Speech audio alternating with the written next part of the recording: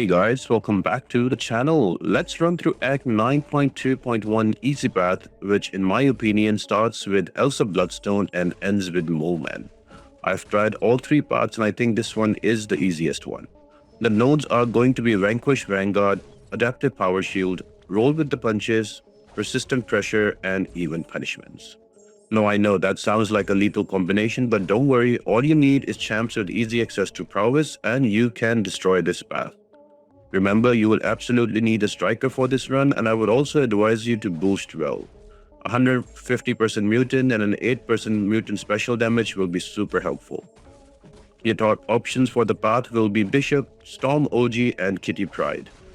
And to be honest, any champion with passive prowess will do wonders here. The key word is passive prowess. The boss island is a choice between Kate Bishop, Rinthra, and Toad, so stick till end of the video to check out the boss fight and the counter options.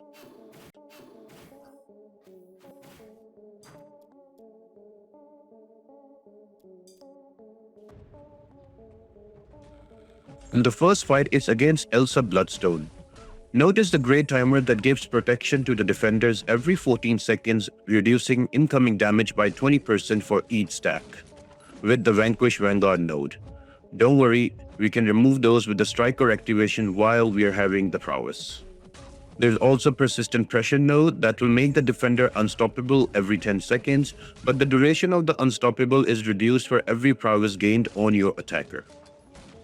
Now Roll with the Punches node will reduce your stun durations by 20% for every subsequent stun on the defender, but don't worry, you can always negate that while having a buff on you.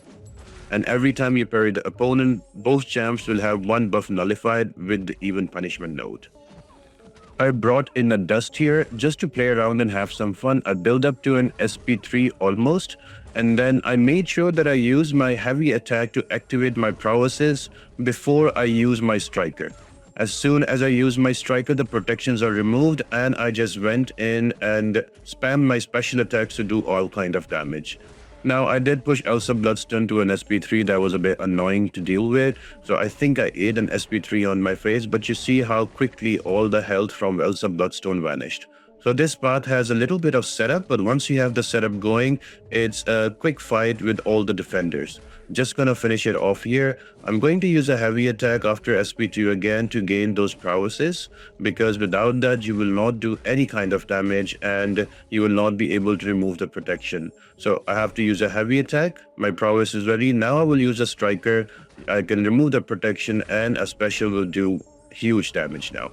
Remember that you do 200% extra damage on special attack depending on how many bars of power you have full. So if you have SP1, you're going to do 200% extra damage. If you're going to use SP2, you're going to do 300% extra damage. So fight number 2 is against the Sandman, and I'm just going to showcase Gambit on this path. So what I'm trying to do here is to build up to an SP2 while getting my charges as well that I will convert into prowess later. You will notice that underneath Sandman's health bar, he is constantly gaining that protection every 14 seconds that will reduce all the incoming damage on him by 20% and those stack. If he gets to 5 protection, he will not take any damage. Now I have 2 bars of power and I had prowess as well. I used a heavy in between and then I used my striker to remove those protections, and the SP2 did quite a bit of damage. Now it wasn't huge damage because he did not crit. So we are hoping that he crits in one of the special tiers and we can do some huge damage and take Sandman out. You will notice that I am gaining power because on every special attack, because I am using here special boosts with mutants 150% and also 12%. Now I have 9 prowesses on me with no protection on the opponent. Now if I use SP2 here, that is going to do some crazy damage. If it crits 429 into an SP1 and Sandman is dead.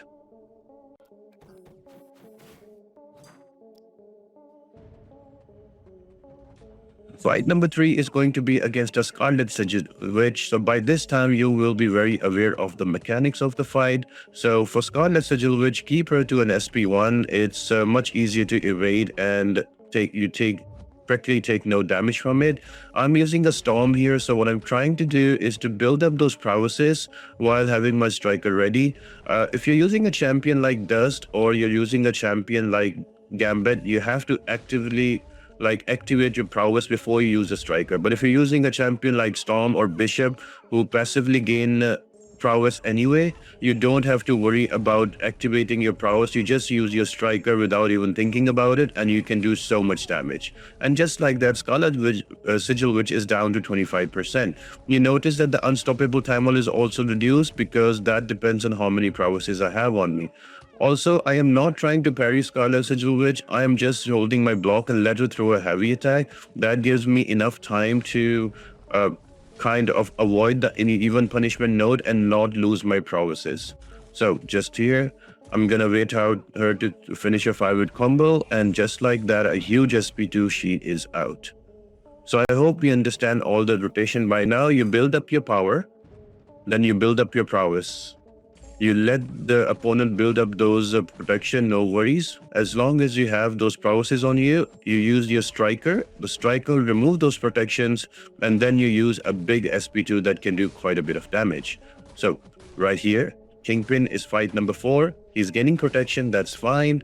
I am just using my parry here to gain those prowesses, and then I threw my SP2 right there. Look at that damage. I did not think to remove the protection because it was only 1 and my striker wasn't ready. Now my striker is ready. I'm gonna run out the timer unstoppable and then build up to an SP2.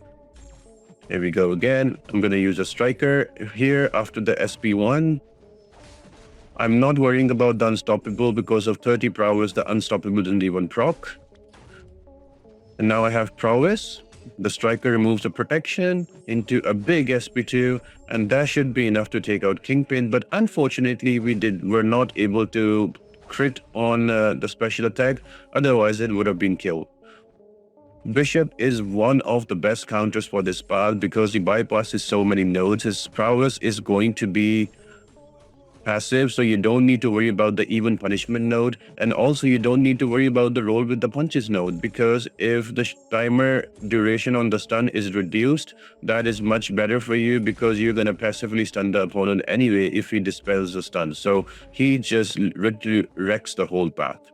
So we are just at the end of fight number 4, and we're just gonna take him down with an SP1 using a striker to remove the prowess, remove the protection, and then into an SP1, and there goes your Kingpin. Moving on to fight number 5, I'm gonna use my second favorite champion for this part. That is going to be a Storm because she is rank 3 for me. So I'm just slowly building my prowesses and waiting for my striker to come up. Joe Fixit is gonna throw some specials, that's alright. I like to push Joe Fixit to an SP2 because it's much more easily evadable. So right here, I use the striker and waiting out the unstoppable. Now a big SP2, boom, look at that damage, 272,000. Heavy attack to refresh my prowesses and pause them. Now I'm trying to bait out an SP2 here. There we go. Go back in, again building up to an SP2 and a striker.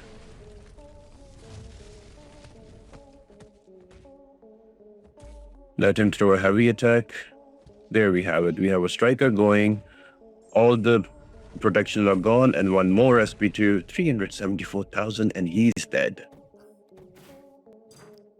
And the final fight is going to be against the Moleman. Have to be a bit patient. Don't give him that unstoppable with his monster mass, but it's the same thing. I'm using a bishop, so I'm starting with 2 bars of power from the last fight. Boom, just like that. Moleman is down to 42%. Now at this point, 14 seconds have passed and he's gonna gain those protections. So the next SP2 I use, I have to use a striker with prowess active to remove the protection before I throw my SP2. Just make sure to time out your prowesses with the unstoppable on persistent pressure so you can avoid that unstoppable totally from the defender. So that is going to be the path, guys, and I will see you on the boss fight. That is going to be Toad.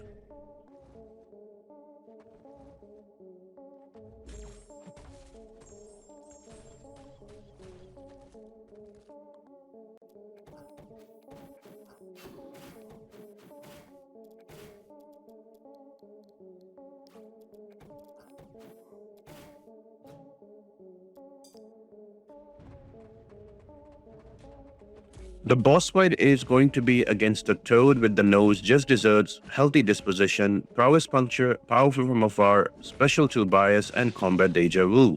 He will cycle through stun, slow, and heal block immunity every 8 seconds, and if you're away from the defender, Toad will get a power gain buff. He also more biased to throw his SP2, and if you use the same basic attack twice, that will give Toad prowess, increasing his special attack damage by 50% for 10 seconds. And he also gets a 90% block penetration while he has a prowess active. So the safe options for this fight are going to be mostly your tech options, but you can use other ones as well. I've given you a mixed options on the right side of the screen, but only thing, do not use nullifiers or champs that can remove like buffs or passives, to avoid the burst damage of 25% of your max health with just desserts. So I am using a Colossus here. It was a very bad gameplay for me, but the whole thing was I was using medium, light, medium, and then parry into heavy, build up to an SP2 and throw that out. And in the meanwhile, while there is going to be an immunity to stun and slow and the heal block every 8 seconds, I was just staying away from him so I can purposely give him 1 bar or 2 bars of power, and he can throw the special out and I get like an easy opening.